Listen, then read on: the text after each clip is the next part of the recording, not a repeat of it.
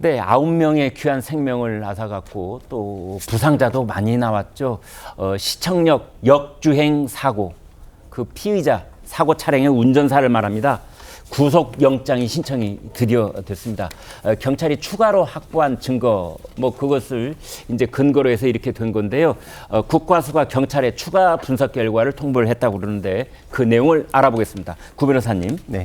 그래서 국과수에서 지금 분석한 거는 주택의 사고 기록 장치라고 하는 EDR이거든요. 네. 근데 거기에서는 이제 각종 장치의 이제 작동 여부, 그리고 작동이 되었다면은 그것이 어느 정도 회전수로 돌았는지, 여기서 가장 주목했던 거는 엔진 회전수하고 실제 속도가 일치했다는 겁니다. 그러니까 가속 페달을 밟았느냐 브레이크를 밟았느냐 이 여부겠군요. 그렇죠. 네. 그러니까 급발진 같은 경우에는 엔진이 돌 때 운전자는 나는 브레이크를 밟았는데 차가 튀어나갔다는 주장이거든요, 기본적으로. 네. 그러면 엔진이 회전수가 급격히 올라가더라도 이게 실제 속도에서는 차이가 있어야 되는데 네. 지금 그렇지 않았다라는 건 그냥 엑셀을 밟았기 때문에 엔진 회전수가 높아지고 속도도 높아졌다. 네. 그러니까 국과수에서는 운전자의 과실이라는 평가를 내렸기 때문에 그에 근거해서 지금 구속영장을 청구하는 것으로 보입니다. 자, 손 변호사님, 그렇다면 국과수와 경찰의 의견은 당신이 가속 페달을 밟은 거야 라는 거고요.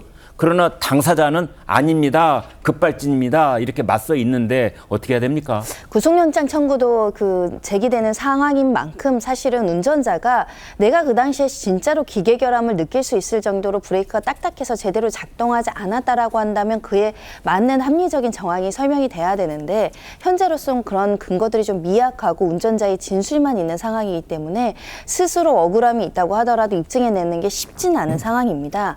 다만 급발진 사고의 일부는 진짜로 본인이 착각, 오인, 부지, 그러니까 나는 브레이크를 밟았다고 굳게 믿고 있으나 사실은 엑셀을 밟았던 사건도 많기 때문에 본인이 그걸 뒤늦게 깨닫고 자백하는 사건도 종종 있거든요.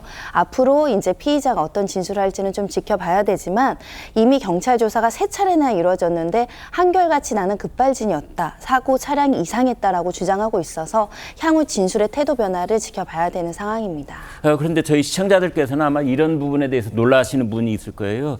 무고한 시민이 9명이나 생명을 잃었는데 그 사고 운전사가 지금까지 자유의 몸이었단 말인가? 이런 그런 궁금증이 있으실 수 있어요? 네, 처음에 체포영장도 신청했지만 기각이 됐고요. 네. 이제 구속영장은 앞으로 영장이 발부되는지 지켜봐야 되는데 이 피의자라고 하더라도 기육 문제 때문에 병원에서 입원 치료하는 가정들이 있었고 실제로 교통사고가 크게 나서 후유증이나 이런 걸 고려해서 치료의 기회는 주는 것이 또 인도적 처우라서 병원 치료를 어느 정도 받게 한 시점이고요. 그래서 20일이 넘은 시점에 신병 확보를 위해서 수사기관이 노력하는 겁니다. 네. 그런데 이런 와중에 이제 노인 고령 운전자와 관련해서 또 무슨 다른 사고가 있다 해서 또 논란이 되고 있더군요. 네, 이 영상을 보고 할 말이 없게 만드는 운전자라는 제목의 글이 이제 온라인에 게시되면서 많은 사람들이 이제 같이 본 사안인데요. 네. 공개된 영상에는 블랙박스 이제 옆에 있는 차량 한 대가 서 있고 한 노인이 저렇게 부축을 받으면서 지금 부들부들 이제 조금 신체적으로 힘드신 모습을 볼 수 있는데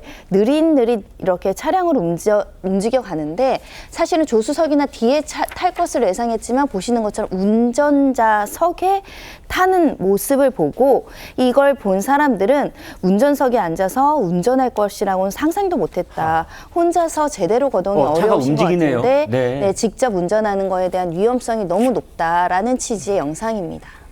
저렇게 부축을 받고 운전석까지 갔는데 그 이후에 이제 운전을 제대로 할 수 있을 것인가? 저분 목적지까지 제대로 갔는지 걱정이 되는 그런 영상이었습니다.